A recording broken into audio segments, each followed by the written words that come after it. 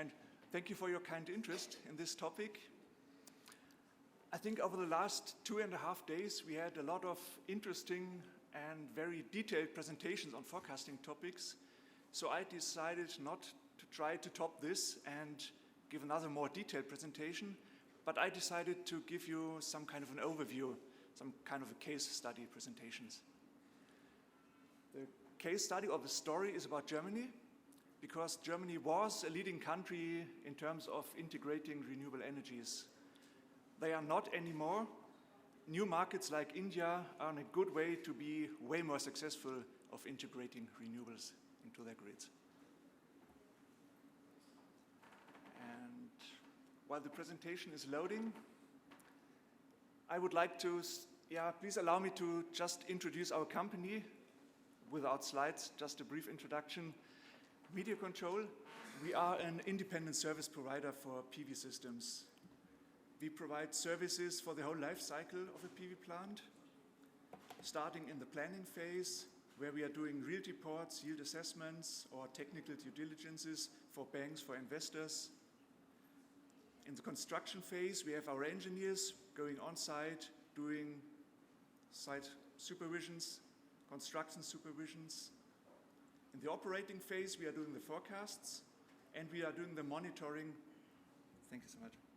We are doing the monitoring and control of systems. So at the moment, we have about 45,000 systems in our monitoring with a total capacity of about 15 gigawatts. So this was the commercial slide. Now we can go to the topic. Topic is, of course, forecasting. You know about this. When we're talking about forecasting, we have mainly two reasons to do this. First, of course, is the grid integration. That is, the physical integration of renewable energies into our electricity grid. The other topic is market integration. In simple words, to make energy or to make money with trading energy. And I've just prepared 1 or 2 slides for each of this topic. Let's start with energy trading. When I started to do forecasting for the German market, the market integration for renewables was a day-ahead market only. That is, trading was for the next day. Of course, this means that the forecasts were day-ahead forecasts, weather forecasts for the next day. It worked quite good in the beginning, as the total capacity was low in Germany, but with an increasing share of renewables, we realized that day-ahead forecasting is not as simple as we thought, and there was a lot of error in the energy trading. So our market regulator decided to open the intraday market also for renewable energies, and that was a big success. You can see it on this graph. That's the intraday trading volume in Germany over the last years, and it has increased by a factor of 10 over the last years. So this was about energy trading. Now let's have a look into grid security. And when I prepared this presentation, I was not quite sure if you are familiar with the topic of grid scheduling or redispatch. So I have just one picture from our German grid operator. Situation in Germany is that we have a lot of wind power in the north and a lot of solar power in the south. Also, big parts of the consumption are in the south. So everything is fine as long as the forecasts are fine. But what happens if the forecasts go wrong? Let's assume we have more wind power in the north than we expected and maybe less solar power. But we still have the consumption in the south. So big parts of the energy from the wind parks in the north have to flow to the south. And you can see it on this picture. In Germany, we do not have that many transport lines. So this additional flow of energy may lead to an overload of electricity lines. So this is when the grid operator has to interact. He has to do some kind of rescheduling or redispatch. That is, he has to ramp down the wind parks in the north, and he will ramp up the conventional plants in the south. From a technical point of view, that's not a big issue. The grid operator is trained to do that, so they can manage it. But the number of grid intervention has increased a lot in the last year. You can see it on this picture, which is the redispatch energy over the last years.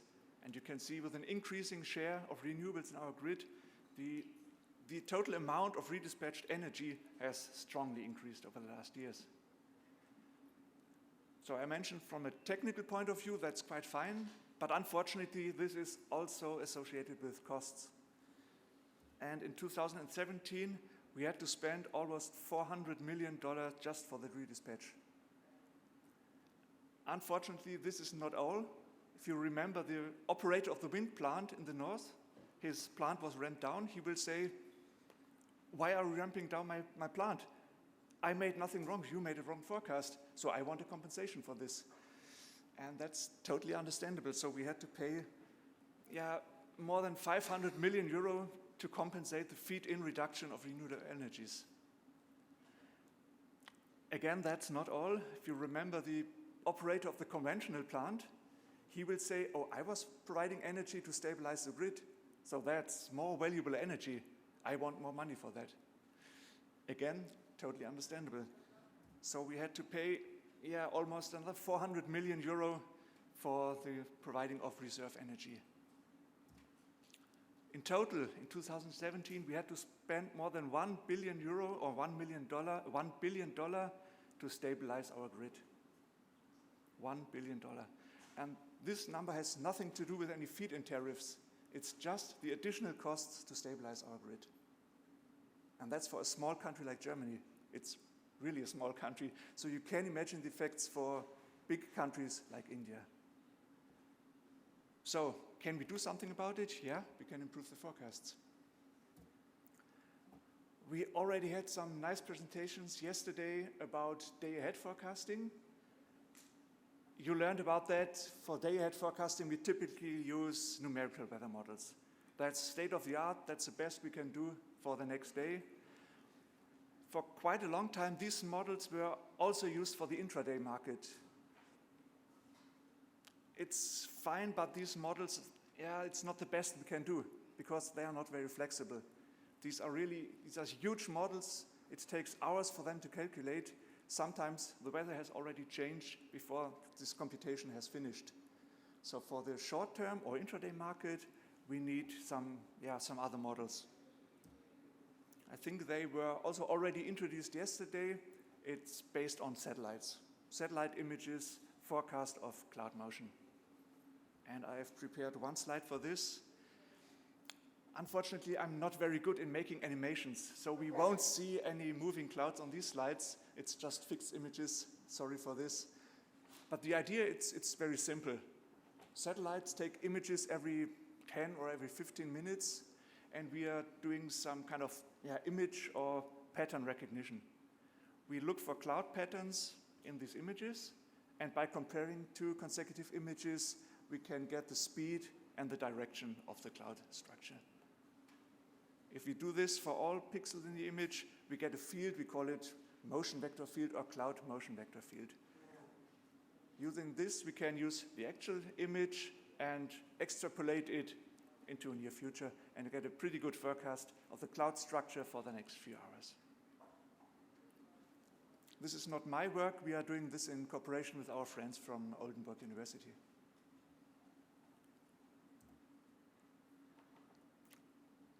I did not want to show this slide because it's so trivial. All of you know how to make a power forecast. We have to start with the weather forecast. In our case, it's an irradiance and temperature forecast. And then we have to do some kind of power conversion to DC or AC power. I showed this image because we had this nice presentation from California ISO on Wednesday, where he said, oh, it's really hard to predict the unpredictable. And he meant the plant behavior. And also that's a point that we are struggling with. The plant behavior, very often we do not get enough information from the operator of the plant. But we get this data. So we have to find a way to learn from the data. And what we are doing is, it's machine learning. I wanted to include a funny picture of machine learning here, but I decided not to do. I think we are all tired of getting another funny image of machine learning. Everyone is talking about machine learning today, but it is an important topic. Machine learning is important if we get data, but we do not have information. Just one example is shading. That's the same if we are doing yield reports for a bank for investor. The information that we get from the customer is always, oh no, there's no shading on the park. Then our engineers go on site, and very often they see pictures like this. And of course, there is shading. The customer did not give us the information. From the data we have, we can learn about this. Another point is soiling. It was amazing to see your soiling study. I'm not sure if we will be allowed to use it in future for our models. So at the moment, we still have to rely on the data and on our machine learning approaches to learn about soiling on the systems. Technical problems like degradation or defects of modules. Of course, our engineers can go on site, do their measurements, and they will see if the system has a problem. But if you have a portfolio of thousands or 10 of thousands sites, we cannot go to each site. We have to find a mechanism to learn what's going on from the data, and this is done by machine learning. And finally, yes, sometimes unexpected things happened. By the way, the driver of the truck, he's just fine, so everything's okay. At least for the driver, not for the system, obviously. So to summarize, yes, we are also using machine learning, not because it's a fancy word to do, but it really helps to improve the forecasting models. It helps to learn about the data where we do not have enough information. So coming back to the forecasting, the title of my presentation, it contained the word combinational forecast. And that's what forecasting is all about. Forecasting is about combining different forecasting approaches, combining them in the best possible way. So in our case, what information do we have? I already introduced this cloud motion vector forecast, which is a great forecast for short term for the next hours. But we have to take care. It's not a real measurement of PV power, and it's not even a measurement of irradiance, because a satellite is not able to measure irradiance on ground. It's just it's an image of clouds, and we have to calculate irradiance from this image. Anyway, it's a good information for the next few hours. We already talked about the NWP, numerical weather prediction, which are great for long-term forecasts, but yeah, they are, as I told you, not very flexible for short-term. The last information that we have, it's the production data from the monitoring system or from a SCADA system. And this is very, very highly valuable information because it represents a real measurement. But of course, it's not a forecast. The only forecast that we can do from an actual measurement is what we call a persistence forecast. That is the assumption that the weather or the cloud structures will be the same in the future. Maybe a good approach for some regions, maybe California in summer, but for big parts of the world, it's not smart as a forecast. Anyway, it's valuable information. So, and I'm not quite sure about the time. I think I'm already running out of time. So, Mr. Kurz, I'm sorry, I have to interrupt you. 13 minutes. Okay. Maybe you can take 2-3 minutes that's more. Perfect. Then I will skip the topic of how we do a combination. What I wanted to show here was how it was done in the past. This is the same information that we had on the slide before. And the importance of each forecast service, independence of the forecast horizon in this term, on this picture, short term for the next 5 hours. I talked about the orange line, which is the production data from monitoring. Very accurate for the actual moment, but decreasing in accuracy over time. Satellite forecast, the red line, maybe for the next 2 to 5 hours, maybe 2 to 4 hours. And the numerical model, the NWP, the blue one, for long-term forecasts. And I will not go into details. We have written it down, I think, in our abstracts, in the proposals. So on the left side is the combination that we have done, something 15 years ago. It was a fixed model combination, fixing weighting factors over time. This is not what we do today. Today we have self-learning models, we have machine learning, we have training, and you can see the factors strongly vary over time, and they are quite different from what we expected in the last time. Same for a 2-hour forecast. I just realized that I did not give any information about the study. So it's a rather small study, just 800 systems distributed all over Germany for 1 year. We got the satellite updates every 15 minutes, so we calculated a new forecast every 15 minutes. And to come to the results, not very impressive at the moment. I decided not to show, we had this topic yesterday, to show absolute errors. It's hard to catch, so I decided to show relative errors in terms of a root mean square error. And in this picture, they are scaled or normalized to the error of the NWP. Because I told you for quite a long time, NWP was used as the standard also for short-term forecasting. So NWP is scaled to 1, and values below 1, of course, show an improvement. If we only had the scalar or monitoring data, only had a persistence forecast accuracy would be like this. For the actual moment, perfect, it's a measurement, but accuracy or the error goes up very rapidly. Satellite forecast, what I told you in the beginning, it's just a satellite image, it's not a measurement of PV power, so there are remaining uncertainties in the beginning, but it's a perfect forecast for maybe 2 to 4 hours. And the important thing is how to do a combinational forecast. It's not just to take the best available forecast for each forecast horizon, but a combinational forecast is always better than each of the single input forecasts, and that is for all forecast horizons. So to come to the last slide, I wanted to show you what this means in terms of saving money, because this is a root mean square error. It's hard to get a feeling for this. I wanted to show what it means in terms of saving euro or rupees, but I will not. I showed this study to my colleagues in the office, and one guy from the software department said, "Oh, come on, you're always talking about money. We are in the business of renewable energy. Maybe it's not always about money. It's about renewable energies. It's about avoiding CO2. And I think that was a very good point. So for my last slide, I show that even with this small study for Germany, we were able to avoid almost 100,000 tons of CO2 by avoiding regulative power.